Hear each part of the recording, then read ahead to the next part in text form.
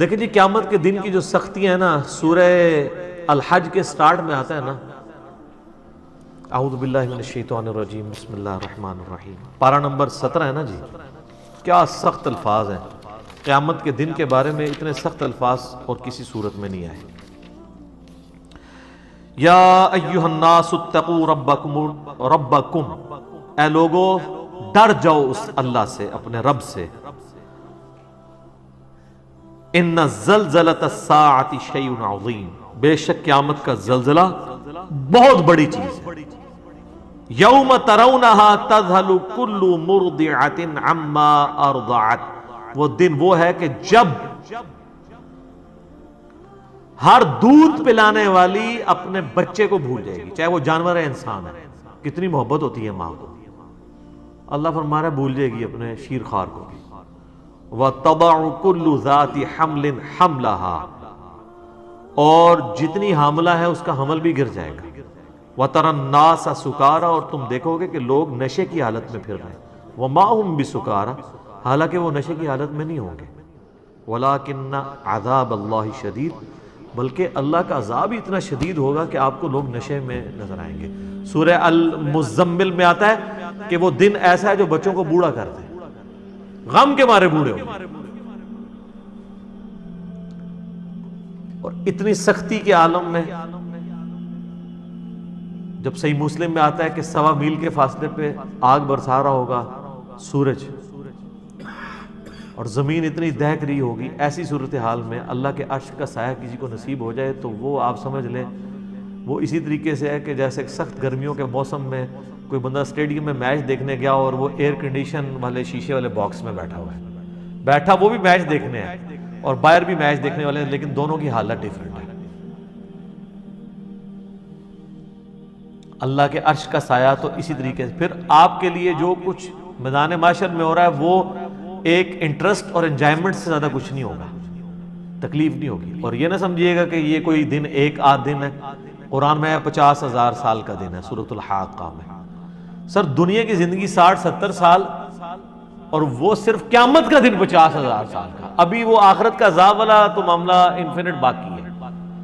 اگر انسان کو دنیا میں نیک زندگی گزارنے کے اوپر آخرت کے جو ایک دن ہے قیامت کا دن، اس کا ریلیف بھی مل جائے، بعد میں جنت نہ بھی دی جائے، اس کی لائف ٹائم اچیومنٹ ہے. امیجن کریں نا 50,000 سال، یا تو 50 منٹ نہیں کوئی عذاب برداشت کر سکتا. لوگ کہنے کو تو کہہ دیتے ہیں، لیکن اگر کسی کو فزیکلی مثال دی جائے نا کہ فجر چھوڑنے پہ اگر تمہیں ایک 10 فٹ بائی 10 فٹ کے کمرے میں بند کیا جائے جس میں 1000 کوبرا سانپ، 1000 بچھو ہوں، اور اس کمرے کا ٹیمپریچر بھی جو ہے وہ 60 ڈگری سینٹی گریڈ تک کر دیا جائے، وہ قیامت کو تو چھوڑ دیں. بخاری مسلم میں حدیث ہے کہ دنیا کی آگ سے 70 گنا زیادہ وہ تیز ہے. تو یہاں کوئی امیجن نہیں کرے گا کہ ایک کمرہ، اتنے سانپ، اتنے بچھو. اور یہ دنیا کے بچھو سانپ تو آپ مار بھی سکتے ہیں، آخرت کے تو آپ مار بھی نہیں سکتے، ان کو تو موت بھی نہیں آئے گی. ادھر آپ خود بھی اپنے آپ کو نہیں مار سکتے. ثم لا يموت فيها ولا يحيى، نہ تو پھر زندوں میں ہوگا نہ مردوں میں. تو ایسی صورتحال میں اگر اللہ کے عرش کا سایہ نصیب ہو جائے تو بہت بڑی کامیابی ہے. بخاری اور مسلم میں حدیث ہے کہ قیامت والے دن اللہ کے سائے کے سوا کوئی سایہ نہیں ہوگا. محدثین نے اس کی تعویل کی ہے کہ اللہ کے سائے سے مراد اللہ کے عرش کا سایہ. تو پھر آپ علیہ السلام نے فرمایا کہ البتہ 7 قسم کے لوگ ہیں جنہیں اللہ کے عرش کا سایہ نصیب ہوگا. پہلے نمبر پہ فرمایا عادل حکمران. سب سے مشکل کام ہی ہے سر. اس لیے میں کہتا ہوں کہ جو حکمران ہے یا چیف جسٹس ہے وہ اللہ کی کرسی پہ دنیا میں بیٹھا ہوا ہے، کیونکہ اللہ نے میزان نازل کیا ہے نا. اللہ کہتا ہے کہ میں قسط قائم کرنے والا ہوں، میں نے کتابیں نازل کی اور عدل کا ترازو اتارا ہے دنیا کے اندر کہ تم انصاف کرو. انبیاء کے آنے کا مقصد کیا؟ اللہ نے اپنے اوپر اپنی توحید کے اوپر گواہ کیا ہے انصاف کرنے والوں کو.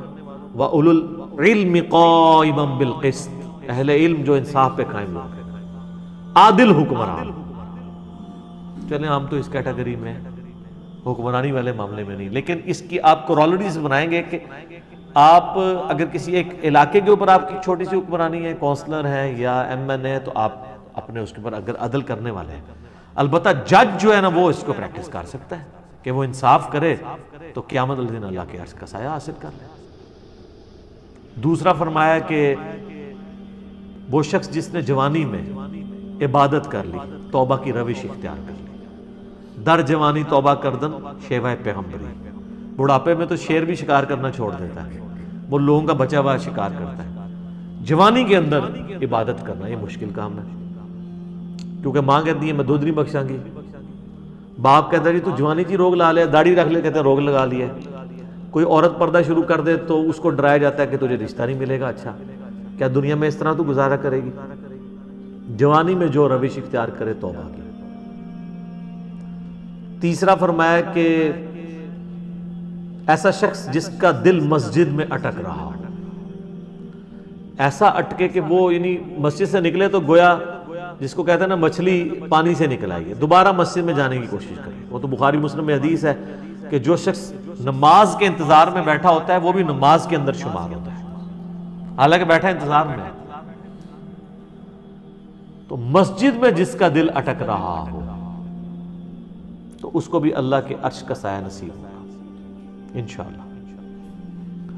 چوتھا وہ شخص جو اکیلے میں بیٹھ کے اللہ کو یاد کرے اور اس کی آنکھوں سے آنسو نکلے، اللہ کے خوف کی وجہ سے، اس کی محبت کی وجہ سے، کسی کے سامنے نہیں۔ کسی کے سامنے تو ماشاءاللہ آپ دیکھ رہے ہیں کئی علماء ٹی وی پہ آ کے رو رو کے دعائیں کرواتے ہیں، تو اللہ نہ کرے کہ کبھی ایسی نوعیت آئے کہ ہمیں کسی کے سامنے اس طرح رونا پڑے۔ ہاں ایک یہ ہے کہ بندہ دعا کروا رہا ہے، فی البدی ایک اس کو دقت طاری ہو گئی ہے، لیکن کئی آپ دیکھتے ہیں وہ سٹارٹ جو ہے نا وہ شکل سے بناتے ہیں اور وہ سٹارٹ ہی اس سے لیتے ہیں سیدھا چوتھے گھیرے سے، اور کئی آپ دیکھیں گے کہ ان کے آنسو نہیں نکل رہے، رو رہے ہوتے ہیں آنسو نہیں نکل رہے ہوتے، وہ اس لیے کہ وہ رو نہیں رہے ہوتے۔ وہ کہتے ہیں جی وہ بزرگ فرماتے ہیں کہ اگر رونا نہ آئے تو رونے جیسی شکل بنا لو۔ میرے یوٹیوب پہ کلپ بھی ہے رونے والی شکل بنانا، تو کہتے ہیں اچھا اس کی دلیل وہ دیتے ہیں کہ اچھوں کی شکل بھی اللہ کو اچھی لگتی ہے، اے دلیل ہے جی ہوتی۔ پھر ان کو وہ ساری باتیں بھول جاتی ہیں کہ آپ نے ریاکاری نہیں کرنی، ایکٹنگ نہیں کرنی، منافقت نہیں کرنی۔ یہ رونے والی شکل آپ ضرور بنائیں لیکن اکیلے میں بیٹھ کے۔ پبلک کے سامنے جب آپ رونے والی شکل بنائیں گے اور آپ کو رونا نہیں آ رہا تو آپ کے اوپر منافقت کا فتویٰ لگے گا سیدھا سیدھا۔ ہم نہیں لگاتے، آپ خود لگا لیں۔ تو چوتھا وہ شخص جو اکیلے میں اللہ کو یاد کرے اور اس کی آنکھوں سے آنسو۔ پانچواں وہ شخص کہ جسے کوئی اعلیٰ نسب والی عورت برائی کی طرف مائل کرے اور وہ اللہ کے خوف سے رک جائے اور وہ کہے کہ میں اللہ سے ڈرتا ہوں، میں یہ کام نہیں کروں گا، تو اسے بھی قیامت والے دن اللہ کے عرش کا سایہ نصیب ہوگا۔ اور چھٹا وہ شخص کہ جو اللہ کی محبت کی وجہ سے کسی کے ساتھ دوستی رکھے۔ اچھا اس میں بڑے پیارے الفاظ ہیں، وہ جب بھی اس کو ملے اللہ کی محبت کی وجہ سے ملے، اور جب بھی وہ آپس میں اکٹھے ہوں تو اللہ کی محبت پر اکٹھے ہوں، اور جب بھی جدا ہوں اللہ کی محبت پہ جدا ہوں۔ جس طرح میں سمجھتا ہوں میرے ساتھ جتنے لوگ اٹیچ ہیں، ہم جب کبھی بھی اکٹھے ہوتے ہیں اللہ کے لیے اکٹھے ہو رہتے ہیں۔ اس کیٹیگری میں نے تو اللہ کے شکر میں امید کرتا ہوں کہ میں بھی اپنے بھائیوں سے، یہ میرے بھائی جو مجھ سے دوسرے شہروں سے بھی ملنے آتے ہیں نا، وہ فقط اللہ کے لیے ملنے آتے ہیں۔ تو اس کیٹیگری میں تو ہم فال کر سکتے ہیں بڑی آسانی کے ساتھ کہ جب بھی وہ اکٹھے ہوں تو اللہ کی محبت کی وجہ سے ہو۔ ذرا میرے ساتھ کسی کو کوئی منفعت تو نہیں ہے نا، مجھے کسی سے کچھ چندہ لینا ہے۔ میرے ساتھ جو لوگ بھی آتے ہیں وہ اس لیے آتے ہیں کہ اللہ کی وجہ سے وہ محبت رکھتے ہیں۔ تو یہ کیٹیگری آسان ہے جی، انشاءاللہ ہم بھی اپنا ایک کیٹیگری میں ہم فال کر سکتے ہیں بڑی آسانی کے، اس کے علاوہ بھی کر سکتے ہیں محنت کرنے سے۔ بہرحال میں نہیں کہتا کہ ہم پہ کوئی ایسا امتحان آئے کہ کسی عورت کے فتنے سے ہمیں گزرنا پڑے، ٹھیک ہے، اس کے بغیر ہی جو ہے نا وہ ہم اللہ تعالیٰ اس بغیر حساب و کتاب کی جنت میں داخلہ عطا فرمائے، 70,000 لوگوں میں شامل فرمائے۔ تو اللہ کے لیے جمع ہو اللہ کی محبت پہ، اور جب جدا ہوں تب بھی اللہ کی محبت پہ، اللہ کی باتیں کرتے ہوئے اکٹھے ہوں، جدا ہوتے وقت بھی اللہ کی محبت پہ جدا ہوں۔ اچھا یہ واحد وہ بات ہے جس کے اوپر نبی علیہ السلام نے تفصیلی گفتگو کی ہے۔ یہ 7 لوگوں کو جو عرش کا سایہ نصیب ہونا ہے نا، باقی سب اجمالن ہے. عادل حکمران دیٹس آل. اس کی کوئی آگے تفصیلات نہیں بیان کی. ٹھیک ہے, اکیلے میں بیٹھ کے روئے آنسو آ جائیں, کوئی تفصیلات بیان نہیں. یہ واحد موقع ہے جہاں آپ علیہ السلام نے ڈیٹیل بات کی کہ جو لوگ اللہ کی محبت پر اکٹھے ہوں, جب بھی ملیں تو اللہ کی محبت پہ اکٹھے ہوں, اور جب جدا ہوں تو اللہ کی محبت میں. وہ تو مسلم شریف میں حدیث ہے نا کہ ایک شخص اللہ کے لیے کسی دوسرے شخص کو ملنے جا رہا تھا تو انسانی شکل میں ایک فرشتہ نازل ہوا. اس نے کہا کدھر جا رہے ہو؟ ان کا فلاں شخص کو ملنے. کیوں؟ رشتہ دار ہے؟ نہیں. اور کوئی منفعت؟ نہیں. کیوں؟ اللہ کے لیے, میں صرف اللہ کے لیے اس سے محبت کرتا ہوں. تو فرشتہ کہنے لگا مجھے اللہ نے بھیجا ہے کہ اس کو جا کے خوشخبری تمہیں سنا دوں کہ اللہ بھی تم سے محبت کرتا ہے. واہ جی کیا بات ہے. ہمارا اللہ سے محبت کرنا یہ چھوٹی چیز ہے, اللہ کا ہم سے محبت کرنا یہ بڑی چیز ہے. ٹھیک ہے, وہ جو مولا علی کے لیے کہتا ہوں نا, وہ جو غزوہ خیبر والی حدیث ہے بخاری مسلم کی, کل اس شخص کے ہاتھ میں جھنڈا دوں گا جو اللہ اور اس کے رسول سے محبت کرتا ہے اور اللہ اور اس کا رسول اس سے محبت کرتا ہے. دیکھیں اللہ رسول سے محبت کرنے والے اس وقت بھی اللہ کے فضل سے کروڑوں میں ہیں, لیکن آپ مجھے کسی ایک پہ انگلی رکھ کے کیا گارنٹی سے کہہ سکتے ہیں کہ اس سے اللہ اور اس کا رسول بھی محبت کرتے ہیں؟ صرف اس نے ذہن نہیں رکھ سکتا, لیکن میں کئی لوگوں کے بارے میں گارنٹی دے سکتا ہوں کہ وہ اللہ اور اس کے رسول سے محبت کرتے ہیں, واقعی کرتے ہیں, چاہے ان کے نفس میں سستی بھی ہو. یہ کمال نہیں ہے, کمال یہ ہے کہ ادھر سے بھی محبت ہے, ایک طرف سے نا محبت چلتی رہے. تو 6 بندے ہو گئے تھے, اور 7واں یہ ہے کہ جو دائیں ہاتھ سے صدقہ کرے اور بائیں کو خبر. اچھا یہ بھی آسان کام, کوئی مشکل کام. کسی بھی غریب کی مدد کی جائے. ابھی یہ جو کورونا کے دن چل رہے ہیں, آپ دیکھیں کئی لوگوں کے کاروبار اجڑ گئے ہیں, ان کے لیے بیسک نیڈز کو میٹ کرنا مشکل ہو گیا. تو آپ اگر ان کے لیے مدد کر سکتے ہیں, لیکن یہ ہے کہ اپنے اپنے رشتہ دار, اپنے اپنے جو قریبی محلے دار ہیں, ہر بندے نے اس کو دیکھنا ہے, وہ اس کی ذمہ داری ہے. تو اللہ کا شکر ہے ہم تو اپنے طور پہ جہاں تک ہو سکتا ہے, جو ہمارے اللہ تعالیٰ نے جتنی وسعت دی ہے, کوشش کرتے ہیں, لوگوں کو ترغیب بھی دلاتے ہیں. تو یہ 7 کے 7 لوگ جو ہیں وہ کوئی بھی ان میں سے کسی ایک کیٹیگری میں فال کر گیا تو اسے اللہ کے عرش کا سایہ نصیب ہوگا. لیکن اس کے ساتھ یہ لازمی چیز ہے کہ وہ باقی معاملات کو بھی لے کے چلتا ہو. یہ نہیں ہے کہ وہ اللہ کی راہ میں صدقہ اور خیرات تو کر رہا ہے, نماز کو نہیں پڑھ رہا. یہ احادیث میں جتنے فضائل آتے ہیں نا, یہ اس شخص کے لیے ہوتے ہیں جس نے بیسک ڈیٹم لیول اچیو کیا ہوتا ہے. مثلا اگر میں آپ کو کہوں کہ آپ پاکستان میں کاروبار شروع کریں گے, اس کے لیے یہ شرائط ہیں, تو یہ انڈرسٹوڈ ہوگا کہ آپ کو جو آئین پاکستان جس چیز کا اختیار دیتا ہے اس کے اندر اگر آپ فال کر رہے ہیں. مثلا میں کہوں کہ ہاں بینک میں اکاؤنٹ کھول سکتے ہیں. اب یہ انڈرسٹوڈ ہے کہ اگر آپ کے پاس پاکستان کا شناختی کارڈ ہے, شناختی کارڈ کے بغیر اکاؤنٹ نہیں کھولتا. ٹھیک ہے, یہ انڈرسٹوڈ ہے. اب آپ نہیں کہہ سکتے نہیں میں پاکستان کا شہری ہوں, سب کچھ ہوں, میرا اکاؤنٹ کھولنا چاہیے. نہیں, شناختی کارڈ اس کے لیے شرط ہے. اسی طریقے سے نماز شرط ہے مسلمان ہونے کے لیے.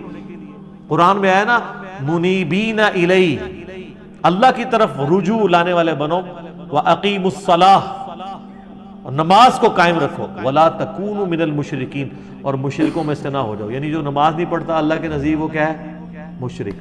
اور مسلم شریف میں حدیث ہے 246 نمبر, بندے کے کفر اور اسلام, شرک اور ایمان کے درمیان فرق نماز ہے. لہٰذا یہ جتنی احادیث میں فضائل یا قرآن پاک میں فضائل آئے ہیں کہ آپ کو یہ کرنے کے اوپر یہ مل جائے گا, یہ مشروط ہیں کہ آپ ڈیٹم لیول کا دین پریکٹس کیے ہوئے ہیں. اگر آپ نے وہ نہیں کیا ہوا پھر کوئی فضیلت نہیں آپ کے لیے. سبحان اللہ کے اوپر 10 نیکیاں آپ کو تبھی ملنی ہے جب آپ یہ باقی کام بھی کر رہے ہیں. وہ کہتے ہیں نا نہیں سبحان اللہ و بحمدی 100 دفعہ پڑھ لیں تو سمندر کی جھاگ کے برابر بھی گناہ معاف ہو جائیں گے. نماز نہ پڑھے بے شک, اس طرح نہیں ہوگا. اس کو سپورٹیو مسلم شریف کی حدیث ہے, اگر کبیرہ گناہوں سے بچا جائے تو ایک جمعے سے دوسرا جمعہ, ایک رمضان سے دوسرا رمضان, اور ایک نماز سے دوسری نماز درمیان کے تمام گناہوں کا کفارہ ہے. یہ حضور علیہ السلام نے کلیئر کر دیا, اگر کبیرہ سے بچا جائے. اگر کوئی کہ جی میں ایک جمعہ پڑھ لوں اگلا جمعہ پڑھ لوں, تو حضور نے کیا کہا؟ کبیرہ گناہوں سے. تو نماز چھوڑنے سے بڑا کوئی کبیرہ گناہ ہے؟ شرک کے بعد دنیا میں سب سے بڑا گناہ نماز چھوڑنا ہے. اچھا، ایک رمضان سے دوسرے رمضان، پھر تو لوگ کہ بس رمضان میں نمازیں پڑھ لو، روزے رکھ لو، اگلے رمضان میں کر لو، بیچ چلے سارے معاف، جس طرح اکثریت مسلمانوں کی ہے. لیکن حضور نے کہا اگر بیچ میں کبیرہ گناہ نہیں کیا، اور ایک نماز سے دوسری نماز درمیان کے گناہوں کا کفارہ ہے اگر کبائر سے بچا جائے. کبیرہ گناہوں کی توبہ جو ہے صرف معافی سے ہوگی، وہ آٹومیٹکلی معاف نہیں ہوتے ہیں نیکیوں کے اگینسٹ، بلکہ وہ توبہ کرنے سے، اپنی اصلاح کرنے سے معاف ہوتے ہیں. لہذا جتنے فضائل قرآن و حدیث میں آئے نا کہ آپ کو یہ پڑھنے سے یہ ملے گا، یہ پڑھنے سے یہ ملے گا، یا یہ 7 لوگوں کو اللہ کے عرش کا سایہ ملے گا، یہ سبجیکٹڈ ٹو وہ ساری چیزیں. ورنہ تو یہاں پہ لوگ کتنے دسترخوان چلا رہے ہیں اور وہی سمجھ رہے ہیں کہ ہم کچھ بھی نہ کریں، بے شک حرام کے مال سے دسترخوان چلا رہے ہیں تو ہمیں اللہ تبارک و تعالیٰ قیامت الدین اللہ کے عرش کا سایہ دے دے گا. نہیں. یا ایک بندہ کہتا ہے میں اکیلے میں بیٹھ کے اللہ کو یاد کیا اور رو دیا، پھر سال بعد جو ہے وہ ایک عید کی نماز پڑھ لی، تو مجھے اللہ کے عرش کا سایہ مل جائے گا؟ نہیں. یہ تب ملے گا جب آپ نے وہ بیسک ساری اچیو کی ہوں گی، اور یہ انڈرسٹوڈ ہوتا ہے. اس سے بڑی کیا انڈرسٹوڈ چیز ہو کہ بخاری اور مسلم میں جو کتاب الایمان چیپٹر ہے، دونوں میں حدیث ہے کہ اسلام کی بنیاد 5 چیزوں کی ہے.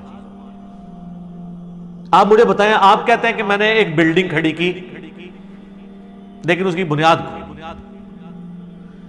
ایک بلڈنگ 5 ستونوں کے اوپر کھڑی ہو، آپ کو یہ سمجھنا آسان ہوگا جس طرح آپ یہ ہاؤسنگ سکیمز میں یا بیریئر ٹاؤن میں یا ڈیفنس ہاؤسنگ سکیم میں چلے جائیں تو آپ دیکھتے ہیں بڑی بڑی ٹینکیاں ہوتی ہیں، ٹھیک ہے نا. پرانی جو تھی نا ان کے نیچے وہ 4-4 5-5 ستون ہوتے تھے، اب تو ایک پورا ایک پلر بنایا ہوتا ہے. آپ وہ 5 ستونوں والی ایک ٹینکی ہے، آپ اس کا ایک ستون گرائیں، ویسے تو 1 کے 2 گرانے سے وہ نیچے آ جائے گی، 5 کے 5 ستون آپ اس کے گرا دیں تو ٹینکی آگی نیچے دھڑام سے سب کچھ ختم. اب آپ یہ نہیں کہہ سکتے ٹینکی میں تو اتنی محنت سے پانی جمع کیا تھا ہم نے، اتنی دیر موٹر چلی تھی، اتنے ہارس پاور کی، اتنی بجلی خرچ کی تھی، وہ سارا پانی ضائع گیا، سر ہو گیا کہ سامنے دیکھ لو ضائع ہوا ہے جی. اب آ جائیں آپ اسلام میں، ایک بندے نے تسبیحیں پھیری، صدقہ اور خیرات کیا، سب کچھ کیا، لیکن اس نے وہ 5 کے 5 ستون گرا دیے. اور سر یہ وہ ستون ہے کہ ایک گرنے سے بھی عمارت نیچے آ جاتی ہے، ایک کے اوپر بھی کمپرومائز نہیں ہے. یہاں 100/100 آپ کو نمبر لینے ہیں. بخاری مسلم دونوں میں حدیث ہے اسلام کی بنیاد 5 چیزوں پہ ہے. نمبر 1 لا الہ الا اللہ محمد رسول اللہ کی گواہی دینا. نمبر 2 نماز قائم رکھنا. نمبر 3 زکوٰۃ دینا. نمبر 4 رمضان کے روزے رکھنا. ایک روایت میں نمبر 4 اللہ کی راہ میں حج کرنا اگر استطاعت ہو، اور 5ویں نمبر پہ رمضان کے روزے ہیں. اور ایک روایت میں جو ہے وہ رمضان کے روزے پہلے حج بعد میں، بلکہ یہ 5 چیزیں. یہ 5 بنیادیں جب تک آپ پوری نہیں کریں گے اس وقت تک آپ آگے معاملہ، اور صرف ان 5 پہ بھی نہیں ہے، حقوق العباد کا بھی معاملہ الگ سے. قرآن میں جو آیت ہے سورہ نساء میں، جو لوگ یتیموں کا مال ناحق ہڑپ کرتے ہیں اپنے پیٹوں میں دوزخ کی آگ بھاگے. اب یہ نہیں ہوگا کہ وہ حاجی نمازی ہے تو حرام مال کھانے سے پیٹ میں دوزخ کی آگ نہیں جائے گی، چونکہ اس نے وہ جو ہے وہ 7 عرش کے نیچے اعمال کرنے والوں میں سے ایک عمل اس نے کر لیا. سر وہ 7 کے 7 کر لے. دین ٹوٹل پیکج کا نام ہے، یہ پک اینڈ چوز نہیں. بہترین صدقہ جاریہ حاصل کرنے کے لیے اس ویڈیو کو شیئر کرنا مت بھولیں. جزاک اللہ. جزاک اللہ،